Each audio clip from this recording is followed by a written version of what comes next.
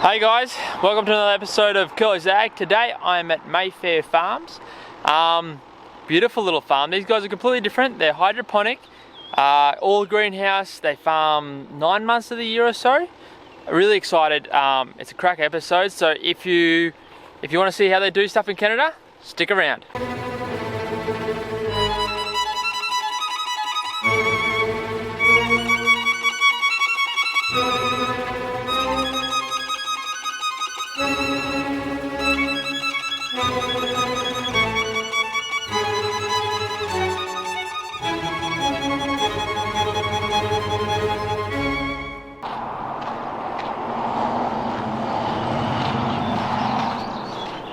Hi, hey, how you going? Good, thanks. I'm Curly. Gene. Gene, nice to meet you, Gene.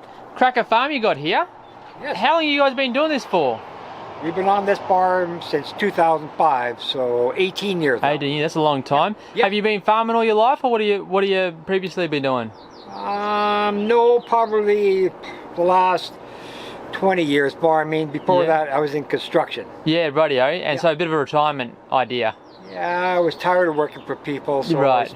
My wife and I, we both worked for other companies, so we decided, no, we want to be our own bosses. Yeah, rightio. Well, it's a cracking farm you got here, so you guys got your own stalls and you sell at the farm gate here, do you? We do in the summer. We had to have a stand set up for to sell a lot of our preserves, our vegetables that we grow on the farm and off another farm we have. So yeah, we have a good location here, so we get a lot of traffic. Yeah. So the front road here. Yeah, this is a very popular road here. Got some beautiful flowers here as well, Gene. So what's the main part of your operation here? Like, what do you guys focus on? Probably our biggest crop is our spring crop, which is all our bedding out plants, our flowers, and our hanging baskets, and perennials. So you sell like the whole plant in a thing, but you sell plants more so than... Yes, we sell the plants to the public. We do have contracts with landscapers. Right. We do a couple of the cities. We do chase flowers. We do sycamore flowers for the municipal. Okay. But yeah, so in the spring our business is mostly flowers and perennials. And then once that's over with, which is now, we're kind of in a lull in between our flower, and then we turn into vegetables. Rightio. So we turn 4 out of the 6 greenhouses into vegetable crops. Rightio. Okay. Tomatoes, cucumbers, peppers. Rightio. And we sell those off the farm here, plus at farmers markets. Okay, and you get rid of them all them 2 ways, or Absolutely. Do you have leftover? Okay, all right. Yeah. And you guys organic at all, or any of that sort of stuff? No. No. We don't. We try not to use. We're kind of defined as conventional farmers, which means we do use some sprays, but we try to keep it to a minimum. Yeah. And it makes sense. It's expensive. Yes. It's dear as poison. Absolutely. Yeah. And we do recognize all the withdrawal times in between, time you spray your harvest and that sort of thing. Yeah, no, it's cool. It's just some people are one side, other people are the other side. Absolutely. And we like to cover the whole spectrum, you know. Yeah, I understand. Yeah. So, Gene, do you want to show us what you got around here? Sure. Let's go for a little look. Okay. Okay, Gene. So you've got your first greenhouse here. They look like a fairly fancy greenhouse. Tell us a little bit about your greenhouse first. So it's an insulated greenhouse. Yep. It's got an air layer between it. Yeah, they call this a double poly greenhouse. Yep. It's quite standard. It's 30 feet wide. It might be standard for here, Gene, but it's not standard for Australia, let me tell you that. No. Okay, so 30 feet wide. By 100 feet long. By 100 feet long. Yeah. They call this a double poly because it's got 2 layers of poly. Right. With air in between. That's kind of a insulation factor, and also to keep the plastic tight. Okay. So you get to prolong. So. And so do you push air into it and pressurize it? Yes, it's a little fan that's hooked up to the far end. Okay. And it's just a very small I can see that right at the top. You can see the two lines. I don't know. Right at the top. Yeah, right at the back of that little black. And that inflates in between the plastic. Yeah. Okay. Perfect. And then you got ventilation up on top as well. We have the 3 fans circulating air. Circulation. And then when the summer we roll up the sides to get air movement through it. Okay. So And so these are some of the pot plants that you sell here? Yeah, these are, again, we're just about done our season. Yes. 2 months ago, this would have been plumb full. Yep. We would have had 300 baskets hanging off the pipes. Yep. And all the bedding out plants on the table, so full house. Yeah. Which is good news. If you're nearly empty, it means you've sold your stock. That's what you want. Yeah, we've basically sold out. Now these are ones that we'll carry through the winter until next year. Right. So and so, Gene, with these, do you buy new stock each year or do you propagate? Most of our, I would say 90% of our plants we start from seed. Right. And then there's 10% that we can't get the seed for. It's a patented seed. Yes. So we have to buy the started plant. Right, okay. So we have a broker that we use, and he sources anything we can.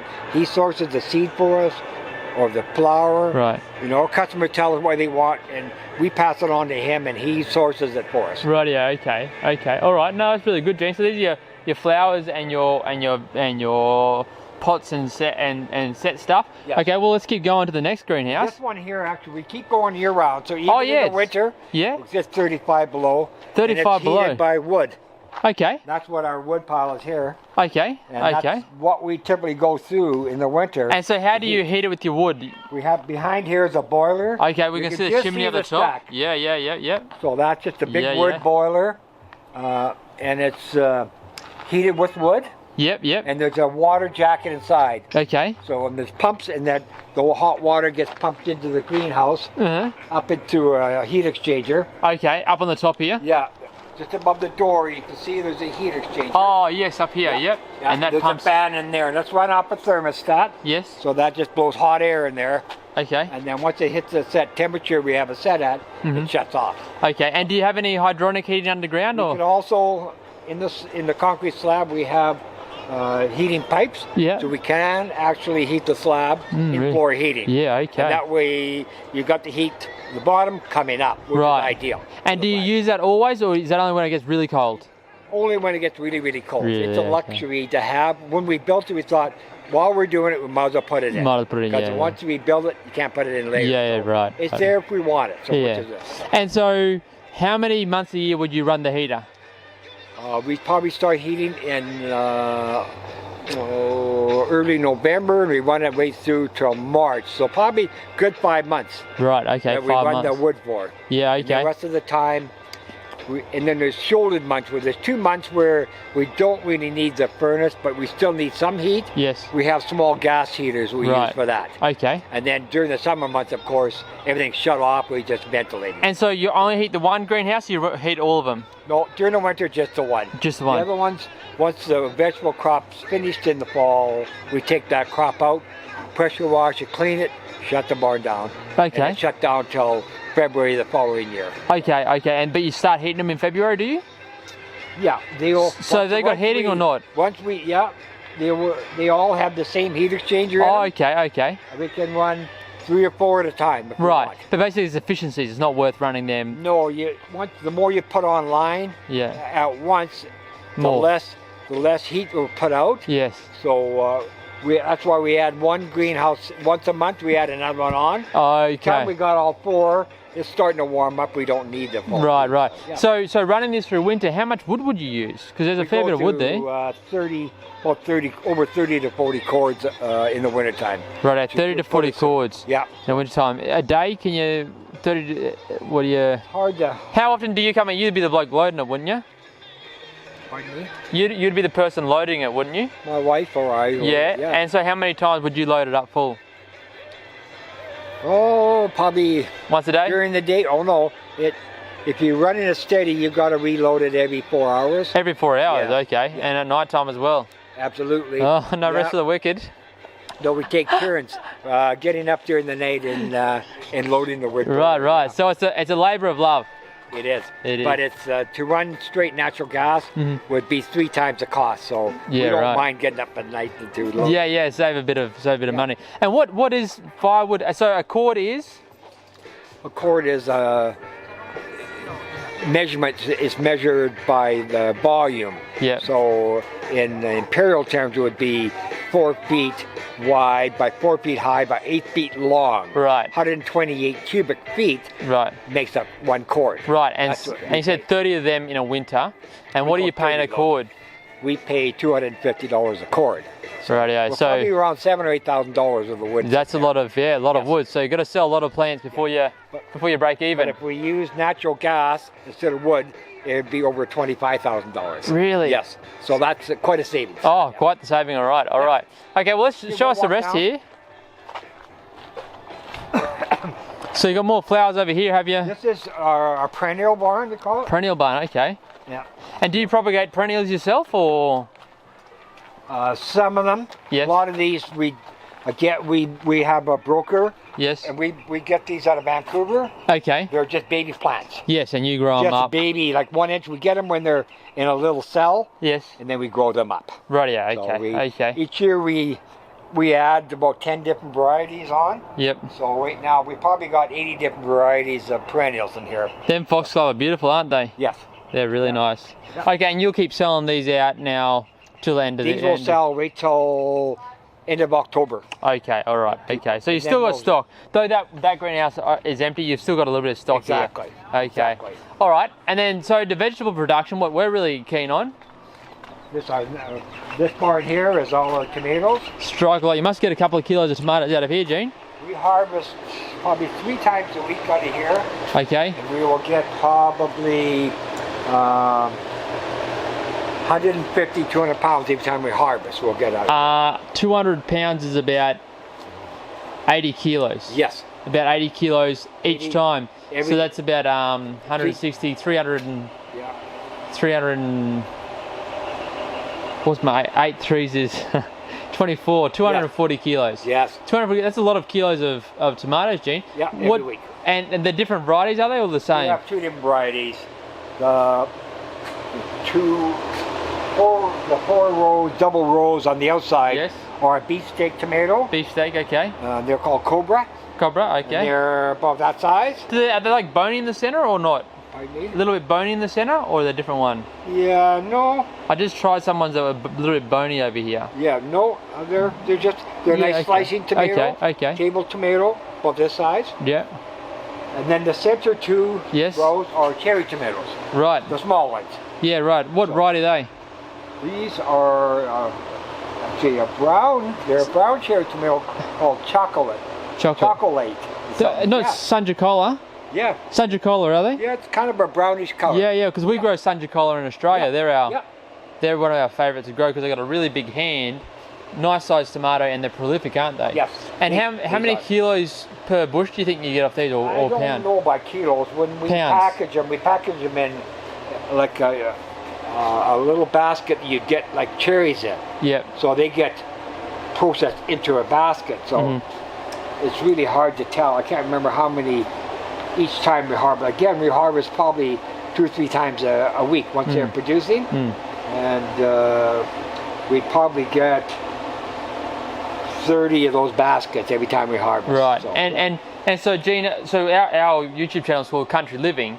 So there's a lot of young people who want to get out into the country, sort of like yourself in construction, and you like want to get out there, but they've got no idea where to start. They've got no idea how to make money. So if you don't mind, can you talk to us numbers on like profitability of these things, or what's your favorite crop? What would you recommend people? They're from all over the world, so it won't necessarily be exactly the same, but at least they get an idea.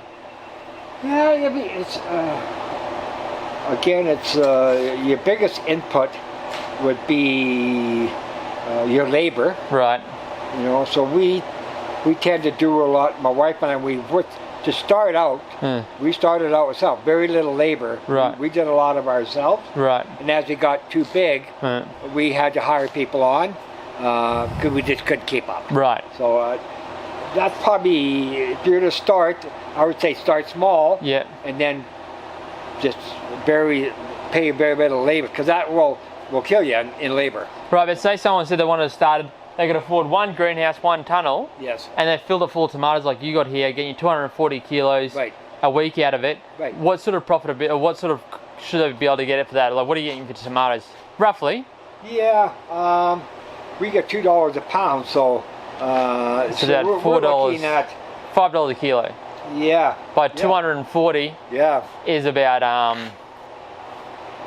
400 a week. No, that's not right. 4,000 a week. Yes. 4,000 a week in. Yeah. Which is a good swap to money. And absolutely. Obviously you got your seed. I don't know what your seed cost you, but we pay $1 a seed for these Sanjo Cola. You can in tomatoes. They vary. Probably these here run about 80 cents each. Yeah. The seed. Cucumbers are more expensive. You long English, they run over $1 each. Yeah. $1.50. How many plants are there you got in this greenhouse? In here we have approximately around 800 plants. 800 plants. Okay. Yeah. There's probably 600 of the beefsteak and 200 of the cherry. Right. So there's about $600-700 of seed here. Right. Plus your pots which you reuse. And your hydroponics, by the looks of it here. We're growing in kind of a compost. In a compost medium. Kind of a dirt. And actually it's mushroom manure. Yes. They're the weeds obviously. And then it's fed every hour through these tubes. Yes. I have all the barns on vegetables are on computer. Yes. I don't do any hand watering. Once we get them established and growing, I have a computer unit that monitors that feeds all the barns. Right. So I can tell when to start feeding, when to stop at night, and how long to water each hour. Okay. How many minutes. Okay. So I can change it depending what the plant size and what it needs. So. Right. And then I mix my own fertilizer. Yep. It is fairly reasonable. What are you running? Well, I buy all my raw materials, like my calcium nitrate and potassium nitrate, and your iron and zinc, and I buy these raw. Yep. And do you run trace elements through it as well, or not really? Pardon me? Do you run like a trace element mix? Yeah, there's two different kinds. It doesn't get mixed till it gets in the line. Okay. So you can't mix it like all in one big vat. Yep. It will gel. Yeah, okay. So it has to be mixed as the... So that's why you have two different barrels. I have two barrels. Yep. And it gets mixed. As soon as it calls for it, yep, it mixes together in the line. Yep, so, 2 barrels down there. Yeah, okay. Iron, and zinc, and then your Epsom salt. So it's everything that they need. Yeah. And I've got my formula through the government years ago, the Department of Agriculture. Yep. They came out with greenhouse mix. Right. For peppers, for tomatoes, cucumbers. So I follow that with some adjustments I make myself. But that's kind of my basic mix, and it's worked out for me. Yeah, okay. The plants are very healthy. They look really healthy. Yeah, they look really healthy. I've been at it now 15 years, so you can fine tune it over the years. After that, it's second nature. You made a couple of mistakes in your time, and absolutely, you always make. And now you know what now you know what you're doing. All right, let's go. See what you got in the next one. This one here is in pickling cubes. This is really interesting. I've never ever seen such a thing. So you got pots over there for your tomatoes. Yes. Do you put them in your greenhouse and start them in your greenhouse and then move them there, or? No, I start them in another room, a propagating room, it's called, where they get seeded into a little. It's called a 72 cell. Yes. Yep. It's about inch by an inch by 2 inches deep. Yep. 1 seed per plant. Yeah. And then when it gets 3 or 4 inches high in that set, and then it's transplanted from there right into the pot. Right, okay. So, and away they go. But you've gone pickling here. Pickling, what do you say?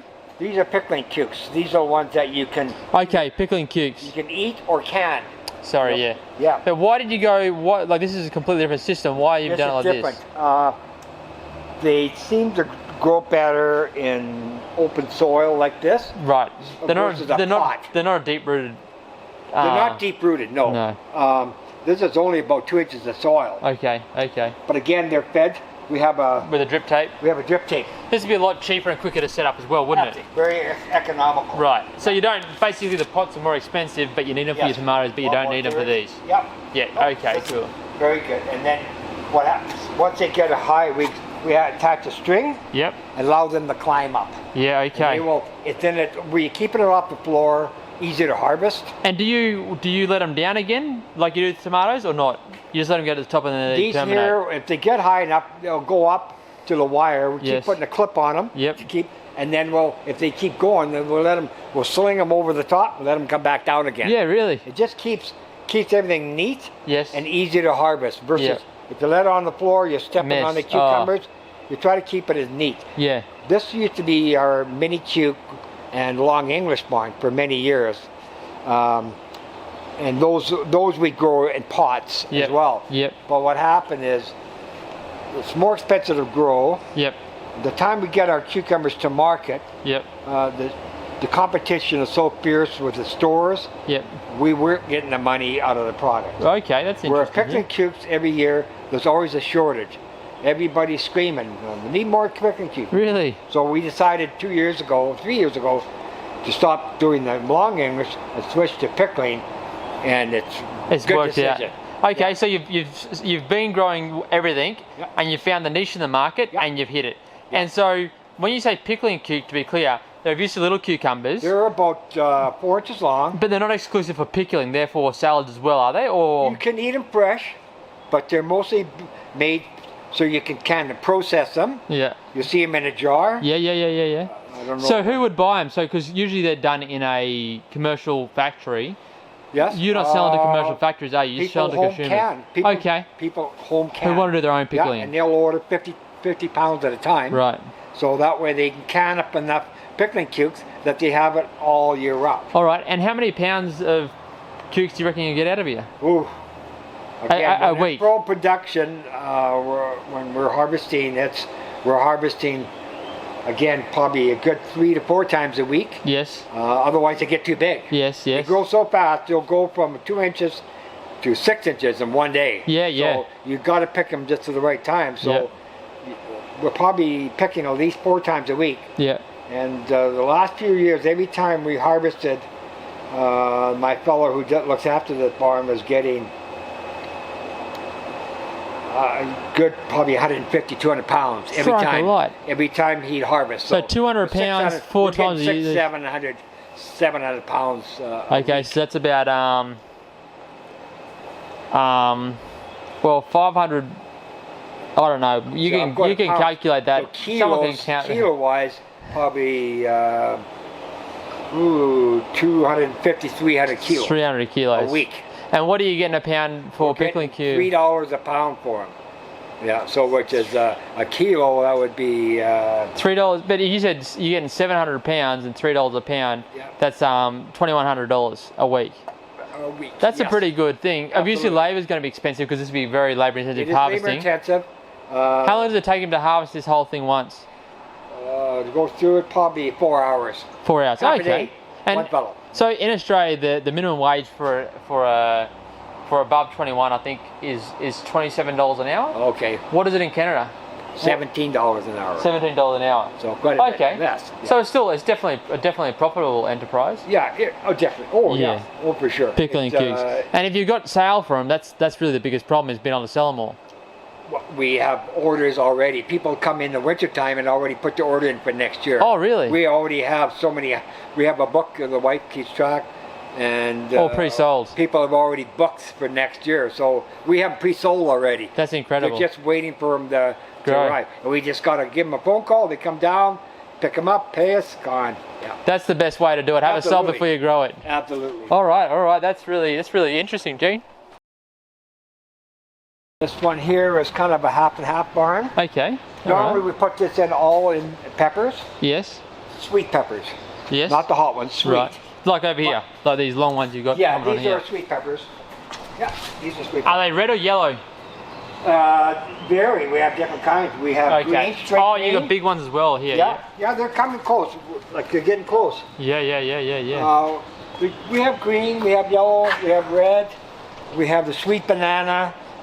I think another kind. We probably have 5 or 6 varieties in just this half. Yeah. They're all the mild, what we call the mild peppers. Yeah. And normally we have enough for the full barn, but we sold too many plants off this spring. Oh, did you? To the public, so my wife put her flowers in the other half. Oh, good. These are zinnias. You're right. So she uses these for cut flowers to make bouquets. Yeah. For flower bouquets. And what do you think? You make more money out of flowers or out of food? The first year we tried them, it's hard. Flowers are good for bouquets, but the shelf life is short. Right. So you can make up bouquets. If you don't sell it that day or the next day, they start going down. Yeah. Where peppers have a long more shelf life. Yeah. These are all pre-sold as well, are they? Or? No, but they're just complimentary. As soon as we harvest them, people are looking for them. Right. So we put them on our stand, take them to market, sold. So you've been here though for 15 years, didn't you say? It was about that, 18 years. Yeah, 15 So years. people, and you've been always selling directly to the public? Yes, we're well known in the community at all the, we do 3 or 4 farmers markets. Yes. We're well known in the markets when we show up. Yeah, we have a good following. Yeah. And also here, we've been in this location for 18 years, so people know where we're at and they come by. And how long do you think it took you to get that following? Ooh. So for people starting 5, 6 years. Okay, so it's usually hard for the first couple of years to get rid of your produce. It takes you a few years to get known. Yeah. And that's the hardest time too. You're putting money in. Yep. And there's not much coming back. So it's a tough sled the first few years. But then once you kind of grasp it, you got a good following.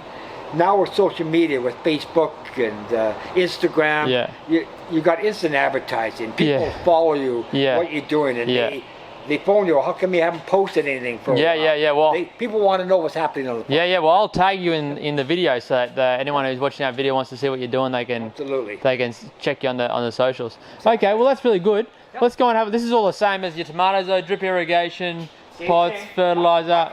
Same. Ventilation. A little bit different mix. On this one. Yep. Then the tomatoes. Yeah. Okay. Same system. They're all fed every hour, on the hour. Okay.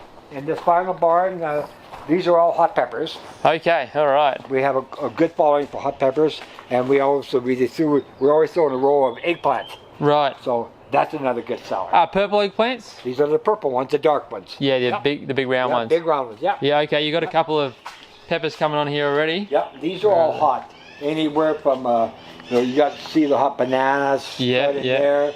We have the Trinidad Scorpion. We have the Carolina Reapers. These are hot. Okay. So you got people are making hot sauce. They want these. They go after those. Right. Okay. So you've got a bit of a broad selection of available things, and we just had a look at another farm. They do broad selections all in ground. They're organic certified. Yes. And they do heaps of pick your own strawberries. Yes. And you've done the similar as much as you've done a broad selection of produce, so people can come here and get everything at once. Yes. As much as possible. I mean, we've got limitations. They can't get mangoes and bananas, can they? Exactly. But they can get what they want to cook with this week. So no, that's really good, Gene. Yep. I do have a question about your capsicums or your peppers. Yeah. We always have a problem with them snapping off when they get up so high. Do you guys? How do you deal with that, or what do you do? Because I see you stringing them up here. Yeah. But how high do they get before you? Yeah, we put a clip on here that keeps them upright, and then these keep. They won't grow too much more height-wise. Okay. But they'll start loading up with fruit. Yes. And then they will get heavy. So we kind of move the string to try to find a nice stalk on the other side. Yes. To even it out. Okay. And keep it straight and put another clip on it. Okay. So there will be another 1 or 2 clips put on here. Right. So anytime now, once they start leaning, I seen one this morning. You can see him at 3rd row for he's leaning. Let me have a look. See, that's what happens. To the right, Yeah, see? yeah, that's what happens to ours. That's our trigger, knowing that, okay, it's time to put another clip on. Right. Because... So, he's only got 1 clip on. So you'll pick him up? Yes. See, the chips low, we'll pick it up and then put another one on the other side. Okay, but you don't prune them or anything? Let them go? We don't prune a lot on peppers, so we'll put another one there. So that would hold him straight up. Okay, so how many employees do you have, Gene?